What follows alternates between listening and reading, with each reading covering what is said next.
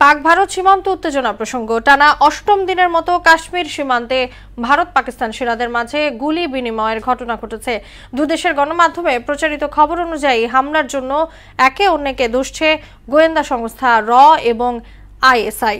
এদিকে ভারতীয় সামরিক হামলার আতঙ্কে 10 দিনের জন্য আজাদ কাশ্মীরের সকল মাদ্রাসা বন্ধের ঘোষণা দিয়েছে পাকিস্তান সরকার। কাজী শাহরিনের ডেস্ক রিপোর্ট।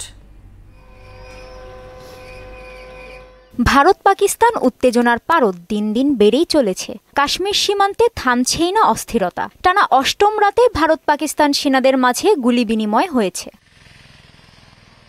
এদিকে কাশ্মীরের পহেলগাম হামলা নিয়ে সামনে আসছে চাঞ্চল্যকর নানা তথ্য।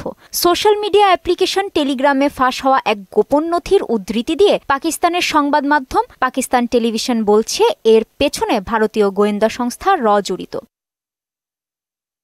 প্রতিবেদনে বলা হয়, নথিতে ঘটনাটিকে অমুসলিম জনগোষ্ঠীকে লক্ষ্য করে চালানো হামলা বলে প্রচার করার সুস্পষ্ট নির্দেশনা দেয়া হয়েছে। এছাড়া পাকিস্তানি গোয়েন্দা সংস্থা আইএসআইকে জড়িয়ে প্রোপাগান্ডা ছড়াতে ভুয়া অ্যাকাউন্ট ব্যবহারের পরিকল্পনার কথাও উল্লেখ করা হয়। তবে নথিটি আসল কিনা তা যাচাই করা সম্ভব হয়নি।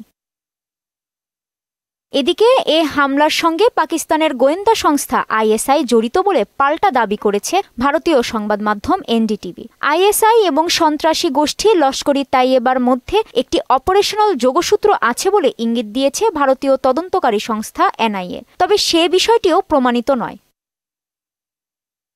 অন্যদিকে জম্মু ও কাশ্মীরের পহেলগামে সন্ত্রাসী হামলাকে ঘিরে সৃষ্ট উত্তেজনার জেরে বন্ধ করা হয়েছে পাকিস্তান নিয়ন্ত্রিত কাশ্মীরের সব মাদ্রাসা। যে কোনো সময় ভারতীয় সেনাবাহিনী সামরিক হামলা চালাতে পারে এমন আশঙ্কায় 10 দিনের জন্য সব মাদ্রাসা বন্ধের সরকারি নোটিশ জারি করা হয়েছে।